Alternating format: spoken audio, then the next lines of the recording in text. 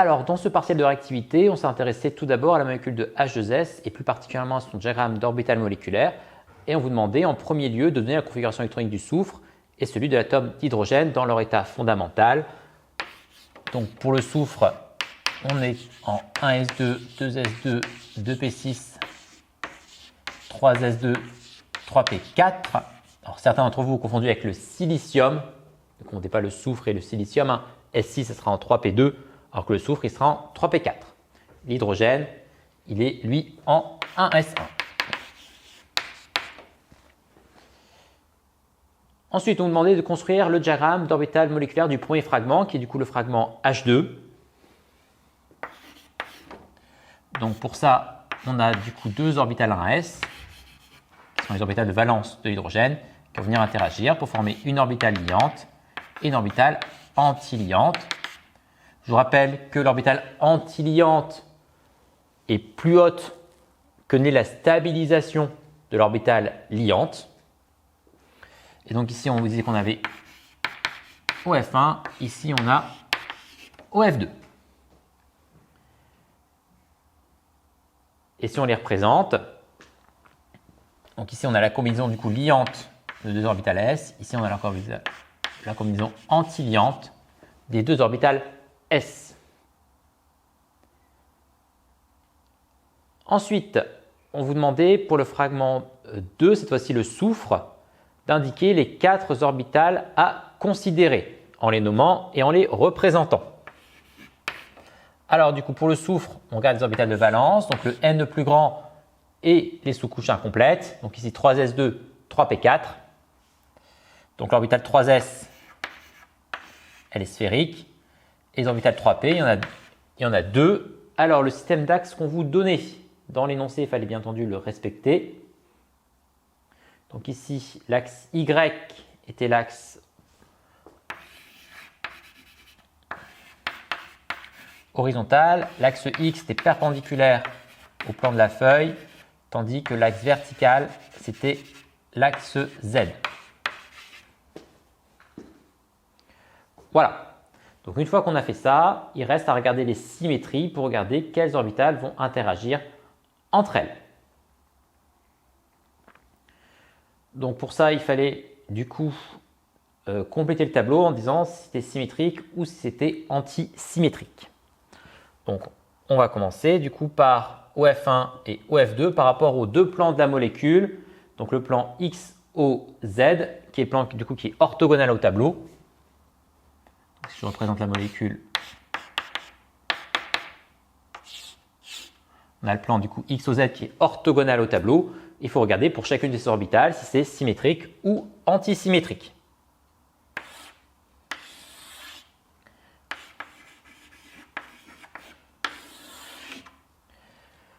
Alors pour OF1, ici, donc je vais la représenter, mon orbitale.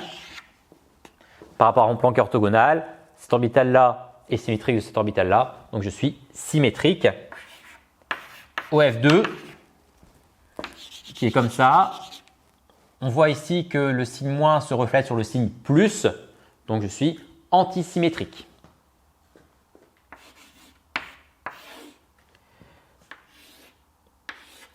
Je fais pareil pour l'autre plan, qui est le plan YOZ, qui est le plan du tableau cette fois-ci.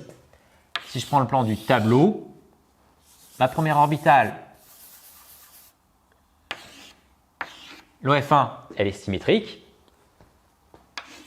La deuxième orbitale, par rapport au plan du tableau, elle est également symétrique puisque la partie positive se reflète sur la partie positive, la partie négative se reflète sur la partie négative.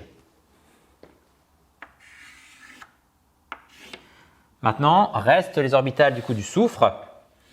Pareil, on va les faire une à une pour chacun des plans. On va commencer du coup par la 3s.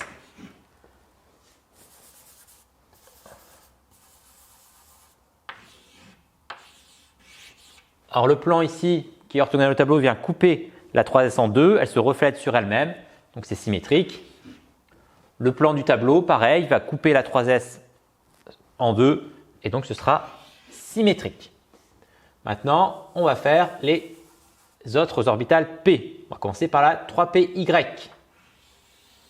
Donc je la représente et je regarde comment elle se comporte par rapport à mes différents plans. Donc ma 3PY ici, on voit qu'elle est antisymétrique par rapport au plan qui ordonne le tableau puisque la partie positive vient se refléter sur la partie qui est négative. Par rapport au plan du tableau, par contre, la partie positive va se refléter sur la partie positive, la partie négative va se refléter sur la partie négative, donc je serai symétrique. Par rapport au 3px, donc pareil, je viens la représenter ici. Le plan qui est orthogonal au tableau vient couper mon orbital en deux, d'accord? Et la partie positive vient se refléter sur la partie positive et la partie négative vient se refléter sur la partie négative. Donc je suis symétrique. Par contre, ici mon plan qui est du tableau, il vient couper l'orbital de manière à ce que la partie négative se reflète sur la partie positive. Donc je suis antisymétrique. La 3PZ maintenant.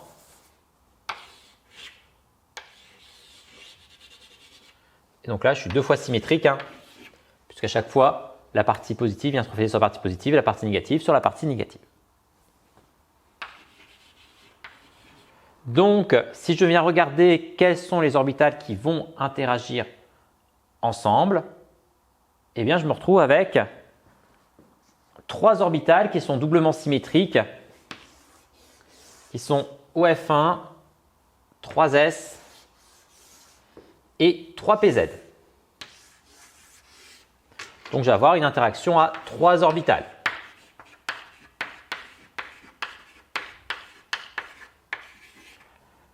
Ensuite, si je regarde, j'ai les orbitales de fragments OF2 et 3PY qui ont les mêmes symétries. Donc, elles vont interagir ensemble. Enfin, la 3PX, elle est toute seule. Donc, elle interagira avec aucune autre orbitale. Donc, on doit bien considérer une interaction à trois orbitales et une interaction à deux orbitales, comme le demande la question 5. Comme pour des raisons énergétiques, on ne peut pas simplifier, on vous donnait directement ici le diagramme d'orbital moléculaire. Et on disait parmi les orbitales représentées sur le diagramme, indiquer les trois orbitales faisant intervenir des orbitales hybrides. Donc une orbitale hybride, c'est une orbitale qui fait intervenir la combinaison d'une orbitale S et d'une orbitale P sur le même centre. Et donc ça va donner une orbitale qui aura cette allure-là. Donc une orbitale P qui est un peu dissymétrique, d'accord, avec un lobe beaucoup plus gros d'un côté que de l'autre. Si je regarde mes orbitales telles qu'elles sont données, eh bien j'en ai trois. J'ai la 1 à 1, la 2 à 1 et la 3 à 1 qui font intervenir ce genre d'orbital hybride.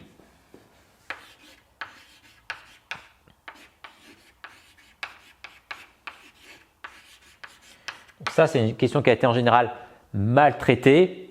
Pourtant, la réponse était dans l'énoncé 1, 2, 3, ce sont les trois orbitales hybrides.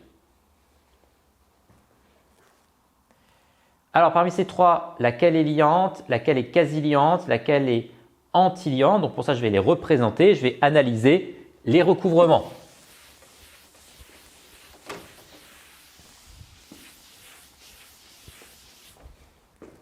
Donc, la 1 à 1.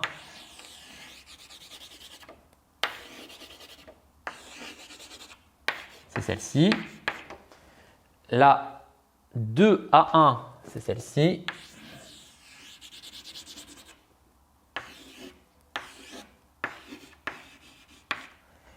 Et la 3 à 1,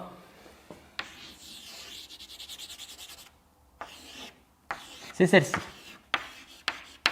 Alors, si j'analyse le recouvrement entre mes deux fragments, donc ici on voit que j'ai un recouvrement qui est doublement positif, qui est très élevé, puisque si j'ai un gros lobe, donc elle sera l'orbitale du coup qui est liante. Ici, j'ai un recouvrement qui est quasiment nul, puisqu'ici j'ai quasiment rien. D'accord? Donc, j'ai quasiment pas de recouvrement. Donc, je suis quasi non liant.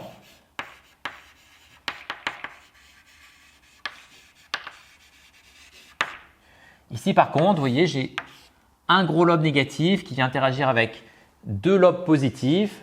Donc, du coup, je suis anti-liant. Parce que c'est deux lobes de signes opposés qui viennent interagir.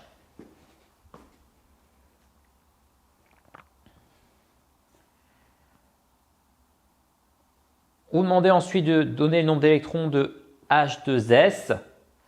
Donc H2S, eh bien, il faut calculer le nombre d'électrons du coup de valence de chacun. Donc chaque hydrogène vient apporter un électron.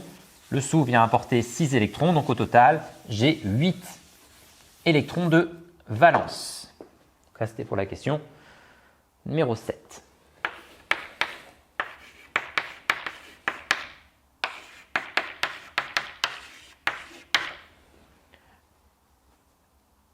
On vous demandait ensuite de compléter les diagrammes avec ces 8 électrons. Donc forcément, si j'ai 8 électrons, je viens compléter les 4 premières orbitales d'après le principe de Aufbau. Donc là, c'est la 1, 1, 1, la 1, B, 2, la 2, 1, 1. Et la 1, B, 1. Ensuite vient la 3A1 et la 2B2.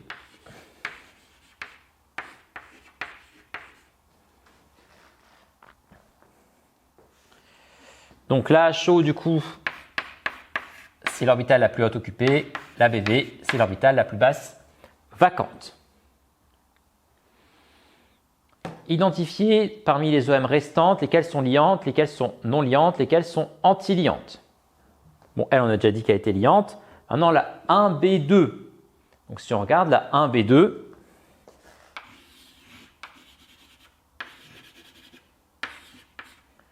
on voit bien que de part et d'autre, j'ai un couvrement qui est liant, qui est de même signe.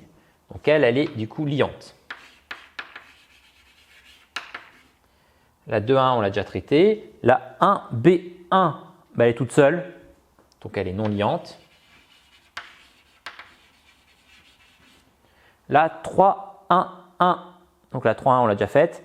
Et la 2B2, cette fois-ci elle est anti-liante si on l'analyse. On voit bien ici que ce qui se recouvre, ce sont des lobes de signes opposés. Donc elle est bien anti-liante.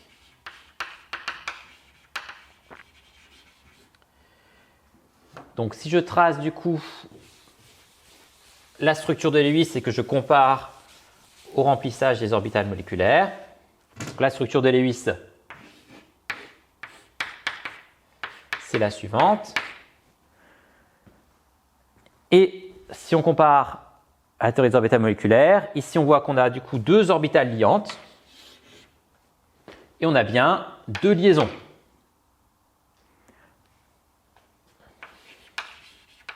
Qui sont toutes les deux des liaisons sigma. La différence entre le diagramme d'orbital moléculaire et Lewis, c'est qu'ici on considère que les liaisons sont localisées, alors qu'on voit très bien ici qu'en fait la liaison, elle est délocalisée. Et du coup, les deux liaisons n'ont pas la même énergie. Donc ça, c'est la différence avec Lewis. Au niveau des doublés non liants, j'en ai également deux, puisque j'ai la 2A1 qui est quasiment non liante, la 1B1 qui est non liante. Donc j'ai également deux doublés non liants. La différence également, c'est qu'on voit ici que les deux doublés non liants ne sont pas identiques. Alors qu'ici sur les Lewis, ils sont identiques. Donc grâce à la théorie des orbitales moléculaires, on peut voir que les deux doublés non liants ne sont pas identiques. Et donc le doublé le plus réactif, celui qui est le plus haut en énergie, eh bien ce sera du coup le doublé de type 1B1, donc celui qui est orthogonal du coup au plan du tableau. Voilà, donc on en a fini du coup pour ce premier partie. La deuxième partie, on parlait de la réaction avec le méthanol et on demandait tout d'abord, en utilisant les enthalpies standards de formation, de calculer la valeur de l'enthalpie standard de réaction et que peut-on dire de la thermicité et indiquer les précautions à prendre.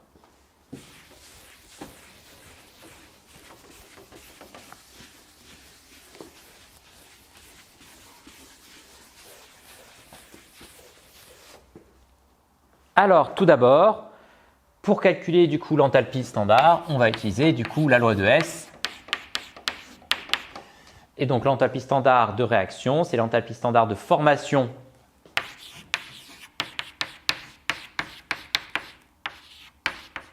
du composé. Alors le méthanthiol, il était gazeux, ok.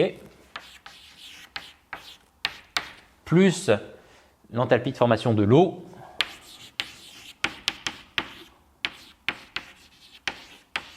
Donc l'eau était liquide, ok.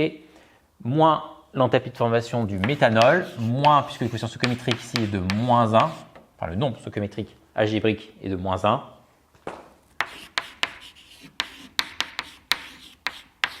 Moins l'enthalpie de formation de H2S gazeux. Restait à faire du coup l'application numérique. Alors, ça nous fait au total, l'application numérique, moins 49,6 kJ par mol.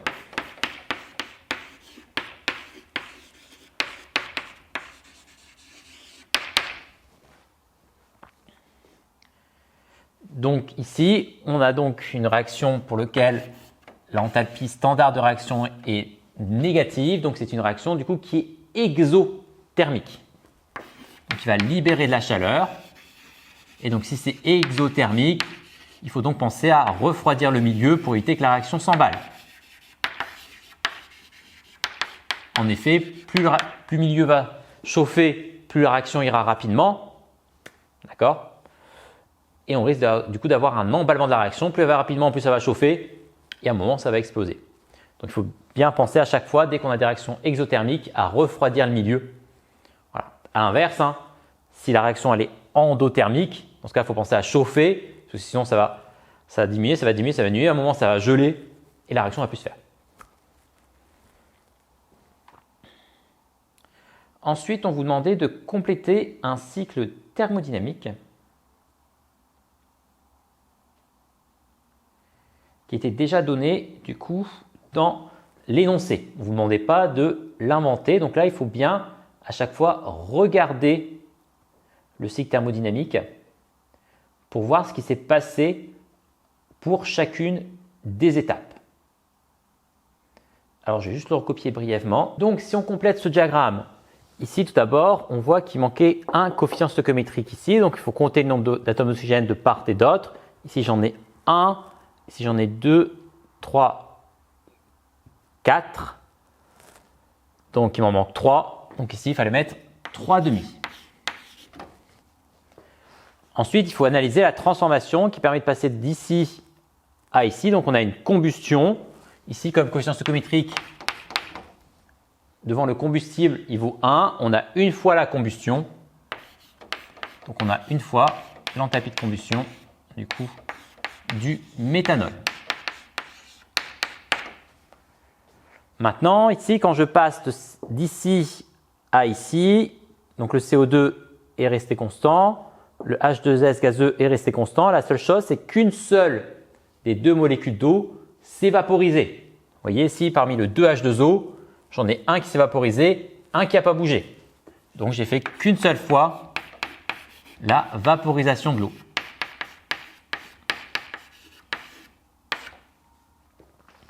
Entre ici et ici, on voit que ma molécule de CO2, elle a été atomisée. Donc en fait, j'ai dissocié les liaisons. Donc CO2, j'ai deux liaisons doubles, CO. Donc il a fallu casser deux fois la liaison CO double CO. Au niveau de l'eau gazeuse, on voit également que cette eau gazeuse a été séparée en deux hydrogènes et un oxygène. Donc, je vais me retrouver avec deux fois la liaison oxygène-hydrogène, puisque H2O, j'ai deux liaisons OH. Le H2O liquide ici n'a pas bougé, donc j'y touche pas. le H2S est devenu HS. Donc, je n'ai cassé qu'une seule des liaisons HS. Donc, ici, plus une fois la liaison HS. Donc là, ce qu'il faut faire, c'est bien analyser ce qui s'est passé pour voir comment passer de l'un à l'autre. Ici, comme tout était gazeux, tout ce qui a été cassé en tout cas était gazeux, donc je n'avais pas de souci avec l'enthalpie de vaporisation. Alors, si je compare d'ici à ici, on voit que j'ai formé CH3SH. Donc là, on va représenter du coup la formule développée.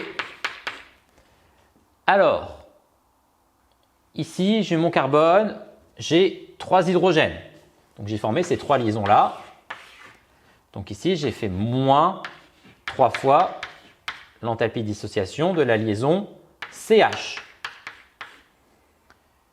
Également, j'ai créé une liaison CS. Donc moins l'enthalpie de liaison CS. Par contre, la SH existe déjà, puisqu'ici, j'ai déjà ma liaison SH. Donc, je ne la crée pas. Est-ce qu'il y a d'autres choses? Les 3 oxygènes ici sont là. L'eau liquide n'a pas bougé. Tant mieux. Donc ici, bien entendu, je reforme 3,5 d'O2 que j'avais initialement. Et donc, ici, je passe de 3 oxygènes gazeux à 3,5 de O2. Donc, je viens former 3,5 de la liaison oxygène double. Ça ne change pas. Et ça ne change pas. Voilà, c'est tout. Et donc, voici pour ce cycle. Maintenant, il fallait faire l'application numérique. Donc, l'application numérique, on trouvait moins 54,7 kJ par mol.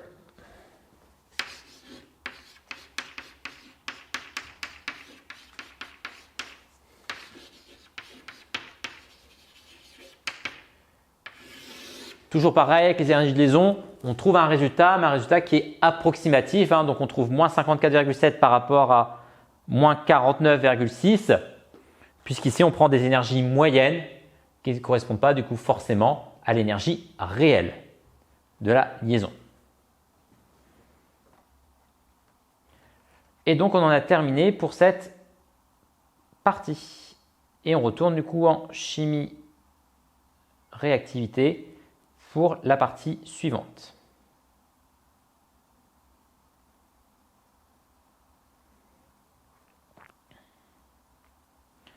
Alors, tout d'abord, vous demandez de donner le nom d'une molécule organique.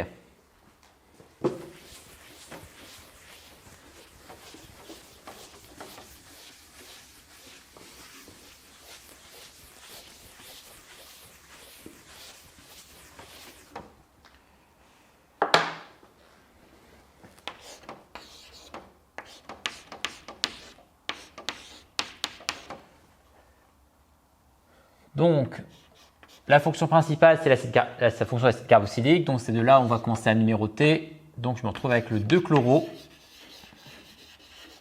1,2 éthanoïque. Comme je suis un acide, j'ai marqué devant. Donc, acide 2-chloro éthanoïque. On vous donnait la courbe d'analyse calorimétrique différentielle pour le polypropylène et on voyait ici qu'on avait 2 vagues.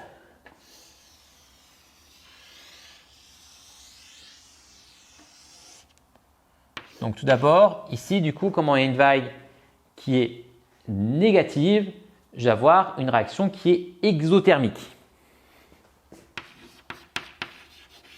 Donc, pour un polymère, ce qui peut se passer du coup, c'est une réaction de cristallisation. Ici, j'ai une réaction qui est endothermique. Et donc, ce qui peut se passer pour un polymère, c'est une réaction de fusion.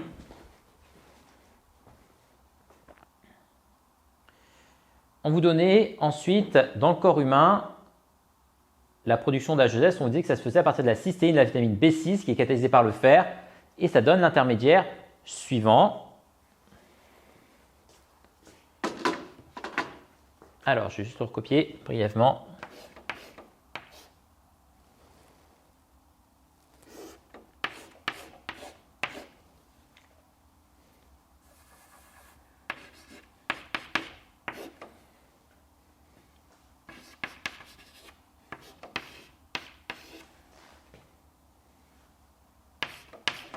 Je dois effacer ce qu'il y a en haut.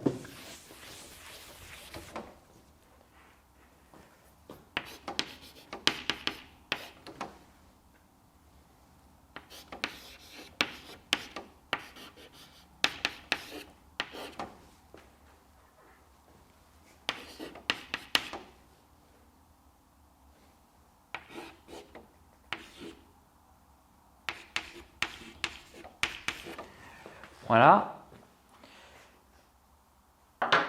2 moins. Hop. Donc, première question, on vous demandait quelle était la configuration de cette double liaison ici. Donc, on vient regarder la double liaison, on la coupe en deux et on regarde de chaque côté qui est prioritaire l'un par rapport à l'autre. Ici, entre l'oxygène et le carbone, c'est l'oxygène qui est prioritaire. Ici, entre le carbone et l'azote, c'est l'azote qui est prioritaire. Donc, quand je vais de 1 à 2 ici, 1 à 2 ici, les deux flèches sont dans le sens opposé. Donc, je suis E. Ensuite, on vous demandait de montrer que l'intermédiaire était stabilisé par mésomérie. Autant vous dire que c'était une catastrophe, cette question-là, puisque du coup, vous n'avez pas été capable de tracer les différentes formes mésomères. Alors, tout d'abord, on vous a déjà pré-tracé les squelettes, notamment ici, le côté CO2-.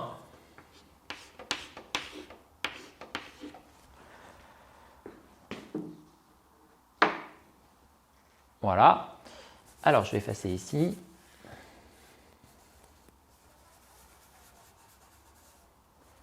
Donc, si je représente tous les doublés non liants.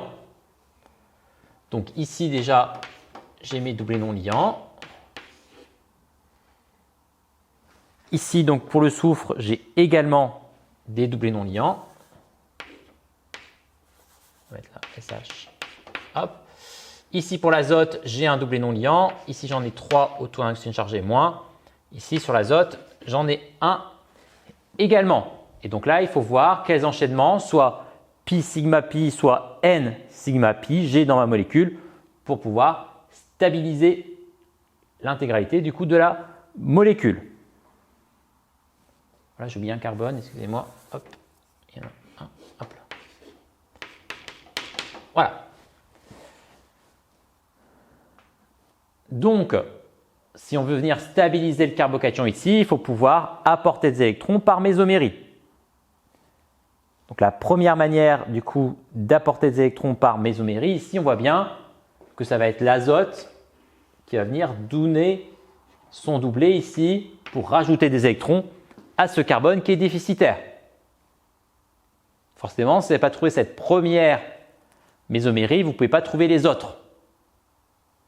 Pensez ici, donc on a N sigma case vacante, donc on peut du coup apporter des électrons par des doublés non liants.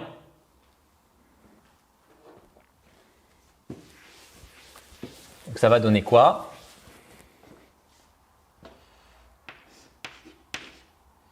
Donc le reste de la molécule n'est pas touché.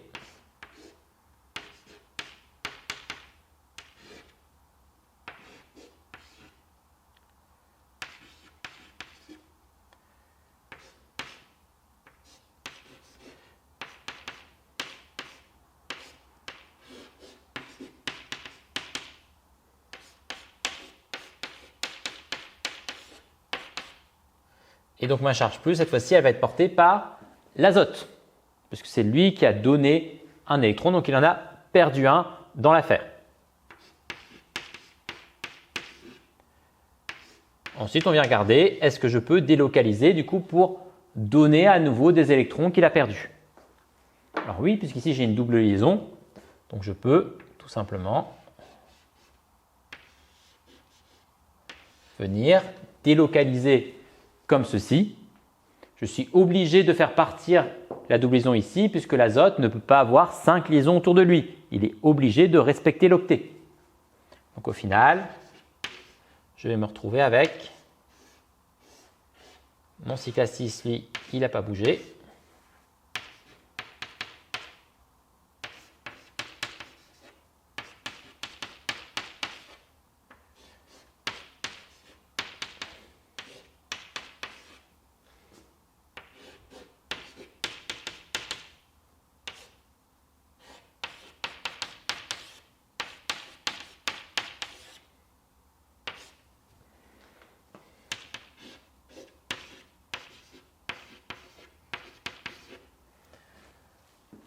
Voilà. Maintenant, ma charge plus, hop là, ici j'en ai plus. La charge plus, elle est portée cette fois-ci par le carbone qui est ici. Donc vous voyez bien, je peux délocaliser la charge. Comment est-ce que je peux maintenant délocaliser encore une fois la charge? Soit je rabats cette doublison ici, soit la symétrique. Donc là, j'ai deux choix. Allez, je vais commencer par la gauche.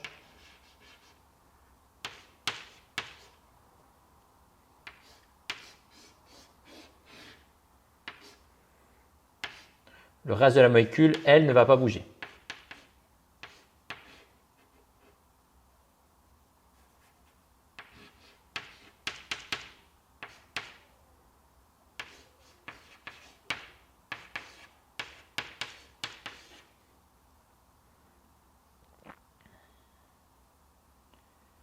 Là, j'ai un oxygène chargé moins, un CH3 et un azote, ici NH, et donc ici je peux avoir la charge plus qui est ici.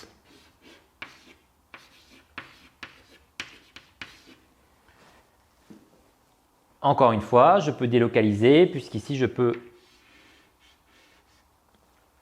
partager le doublé de l'azote et je vais reformer un azote plus et après je peux encore refaire la même chose pour avoir une dernière délocalisation.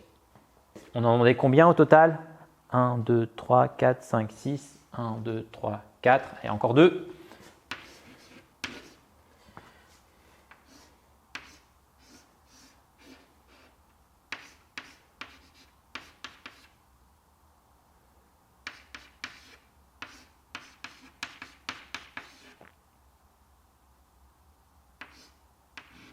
Bon, je ne vais pas recopier le reste de la molécule.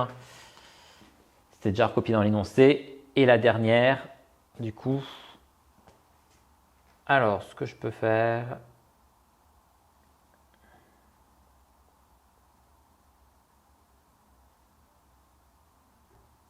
Comme ça.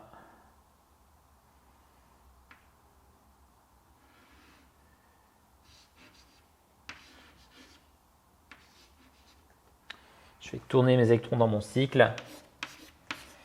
Et donc, ça me donne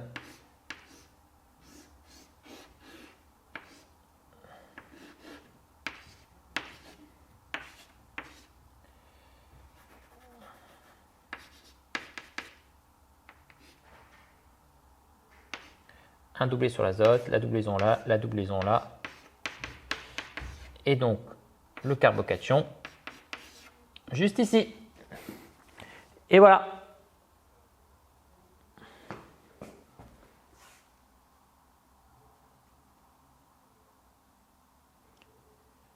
Et donc on repart sur de la thermo, sur la partie 2 qui portait elle sur l'acide sulfurique.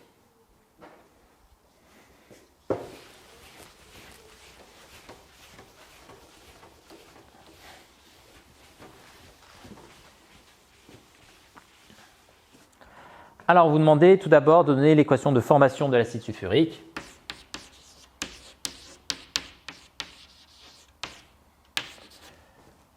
Alors, je regarde les éléments constitutifs de cette molécule. Donc, c'est de l'hydrogène, du soufre et de l'oxygène. Donc, ça me donne l'hydrogène dans son état fondamental, dans son état standard de référence, excusez-moi, plus du soufre dans son état standard de référence, donc le soufre solide, plus de l'oxygène dans son état standard de référence, donc du dioxygène gazeux. Ensuite, on regarde comment est-ce qu'on peut former ça à partir des équations qui sont données juste en dessous. Donc, je vais les recopier rapidement.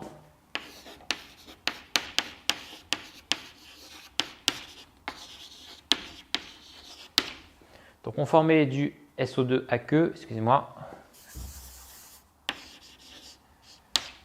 Ce SO2 aqueux, il était mis en concurrence de Cl2 et de H2O. Combien? 2 H2O liquides.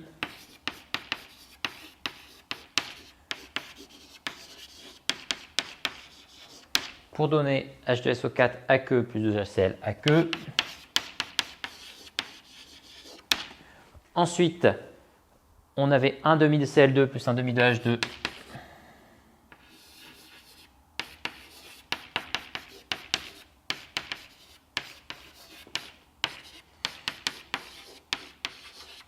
Qui donne HCl aqueux, pas gazeux. Et au final, on avait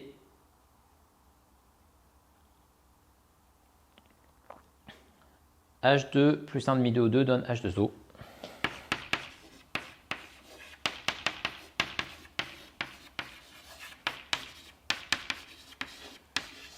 Liquide. Alors, si je veux exprimer cette équation-là qu'on appelle R en fonction de 1, 2, 3, 4, toujours pareil, je viens regarder les réactifs qui interviennent le moins pour donner directement le plus simple. Alors H2SO4 il intervient que dans cette équation-là, une fois ici, donc on sait que R c'est une fois 2.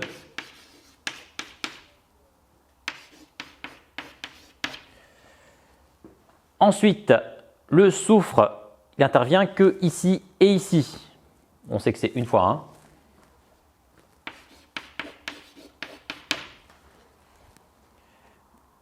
Voilà. Ensuite, il nous reste 3 et 4. Alors, est-ce qu'il y a des réactifs qui n'interviennent qu'une seule fois? H2, non, malheureusement. O2, il intervient 2 fois, mais ici, on connaît déjà le nombre stoichiométrique, c'est 1. Donc ici, du coup, j'en ai 1, il m'en faut 2. Donc, il faut que j'ai au moins 2 fois 4. Et donc 3, il ne reste plus qu'à deviner 3.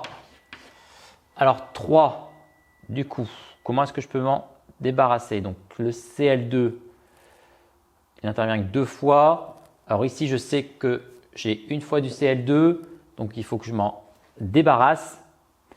Donc il me faut du coup moins 2 fois cette équation-là pour m'en débarrasser. Et normalement, si je fais la somme, ça marche. Donc si je fais l'application numérique, je trouve moins 880,9.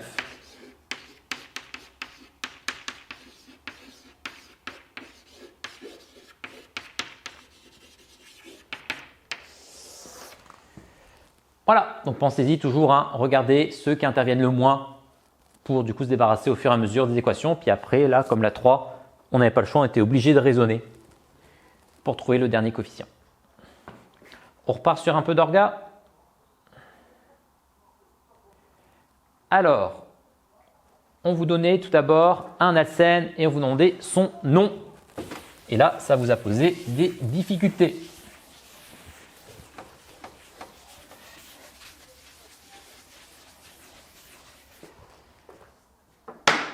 Alors, toujours pareil, quand on veut donner le nom d'un alcène, il faut trouver la chaîne la plus longue. La chaîne la plus longue, c'est donc celle-ci. Et donc, sur cette chaîne la plus longue, je viens mettre le plus petit nombre possible sur la fonction principale. Donc ici, la fonction principale, c'est une fonction alcène. Donc, pour la plus petit possible, il faut que je commence à numéroter ici. Donc, ça fait du 2. 1, 2, 3, 4, 5. Donc, c'est un pente 2N. Et j'ai un méthyle en position 2. Donc, 2 méthyl pente 2N. On vous demandait également le produit, je pense. Oui, l'alcool formé. Toujours pareil, je viens chercher à mettre le plus petit nombre sur la fonction principale, qui est ici du coup une fonction alcool. Donc, il faut que je commence à numéroter de la même manière. Et donc, ça me donne 2 méthyl pentane 2 ol. Attention, il y a toujours le an pour les alcools.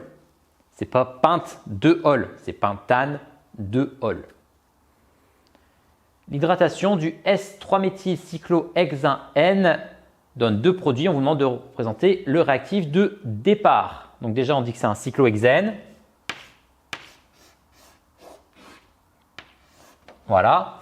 On vous dit que c'est un 3-méthyle. Alors, si là c'est 1, 2, 3, donc 3-méthyle. Après, il faut savoir, du coup, on vous dit qu'on a le S. Donc, il faut savoir s'il est devant ou s'il est derrière. Alors, on va en supposer un et on va voir si c'est le bon. Je l'ai mis devant, mon méthyle. Et je regarde en Cannigal Prelog.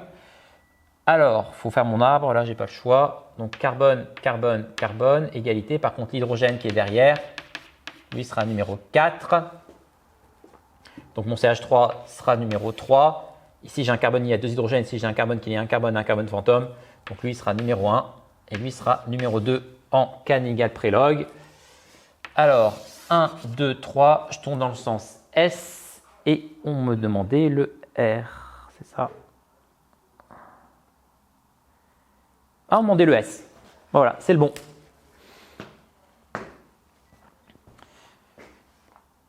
Alors, pour chacun des isomères A et B du produit d'hydratation, représentez la conformation chaise la plus stable. Et ça vous propose encore des difficultés. Donc déjà, on représente la chaise. Ensuite, sur cette chaise, je viens placer les groupements. Donc, je numérote ma molécule.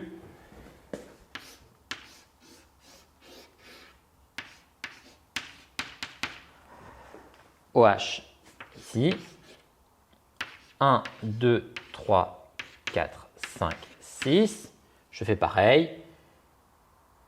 Donc 1, 2, 3, par exemple. Je peux numéroter dans le sens que je veux. Si j'ai pris le 1 ici. Alors le OH est vers le haut.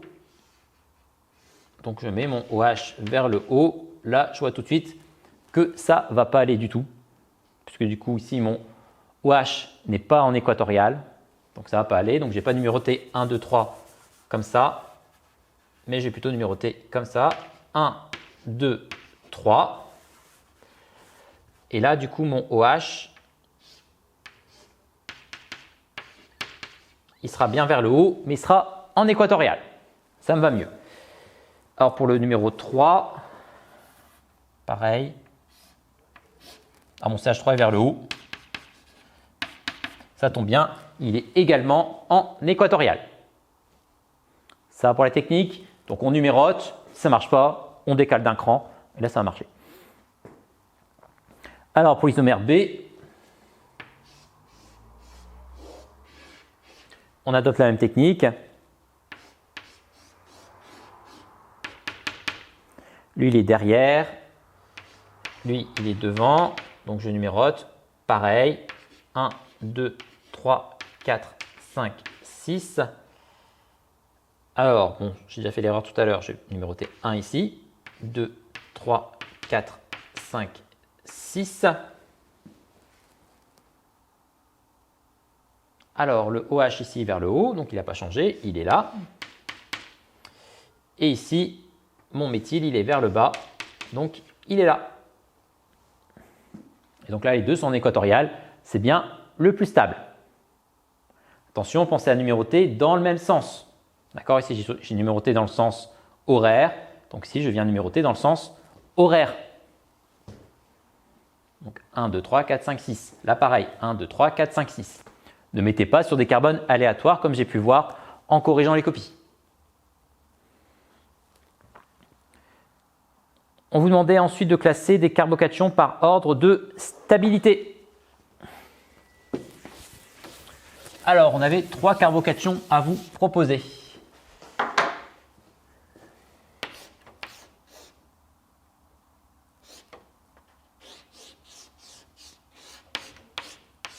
On avait celui-ci.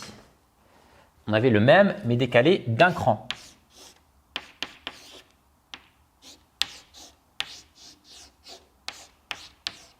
Et on avait le même encore décalé d'un cran.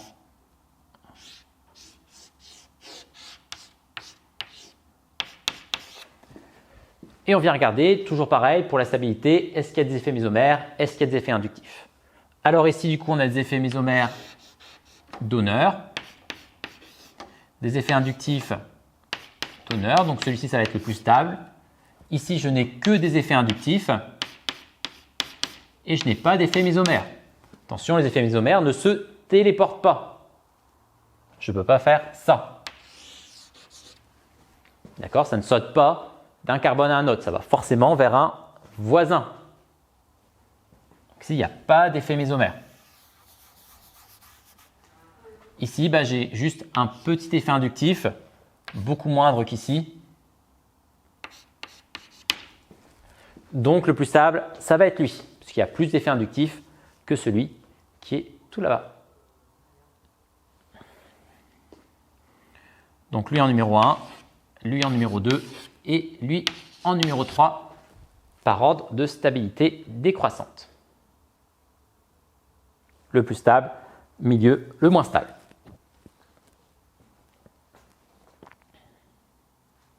Enfin, la dernière partie de cet énoncé était consacrée à la calorimétrie.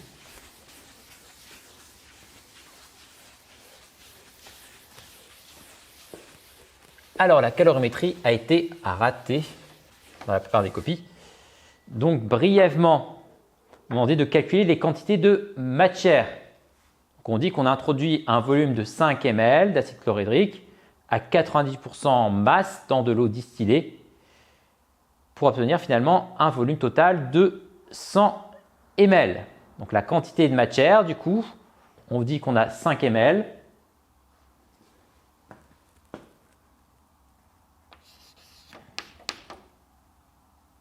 Donc, c'est le volume multiplié du coup par la masse volumique. Ça va me donner du coup la masse. Si je veux la quantité de matière, il faut que je divise par la masse molaire. Et il faut que je multiplie du coup par la pureté, qui est ici à 98%, puisque je n'ai que 98% d'acide sulfurique dans toute ma solution. La plupart du temps, vous avez oublié ici la pureté à 90%. Pourtant, on avait déjà fait un exercice dessus en TD. Donc, je vous invite à refaire le TD. Et donc, si on faisait l'application numérique, on trouvait 9,14 10-2 mol.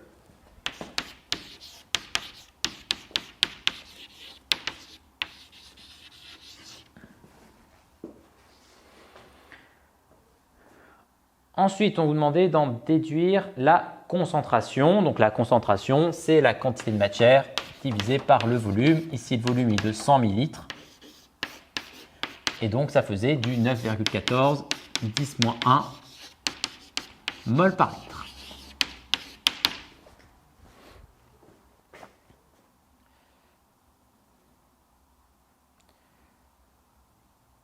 On vous disait ensuite de calculer.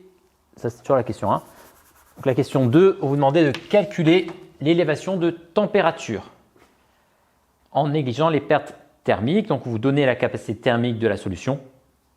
Donc, on suppose du coup que toute l'énergie a permis du coup de réchauffer la solution. Donc, on vous dit qu'on a la masse volumique de la solution, sa capacité thermique massique. Donc, il faut déjà calculer sa capacité thermique. Et c'est tout, on a tout. OK.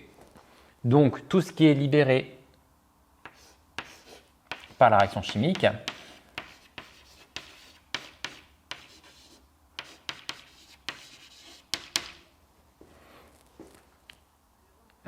permet de réchauffer.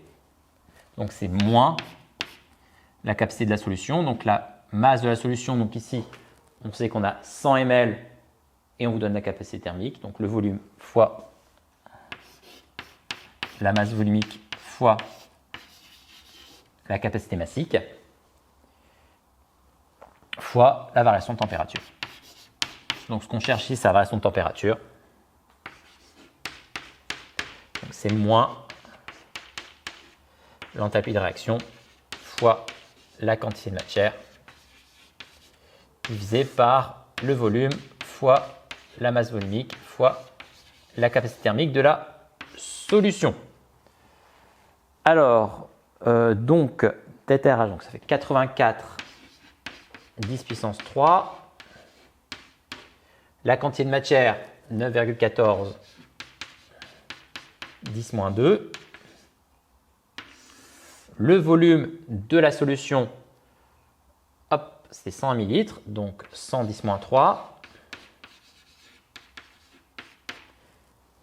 La masse volumique, elle est de 1,03 kg, donc 1,03 10 puissance 3, parce qu'il faut mettre en grammes, puisque ma capacité thermique, elle est en grammes, 4,18.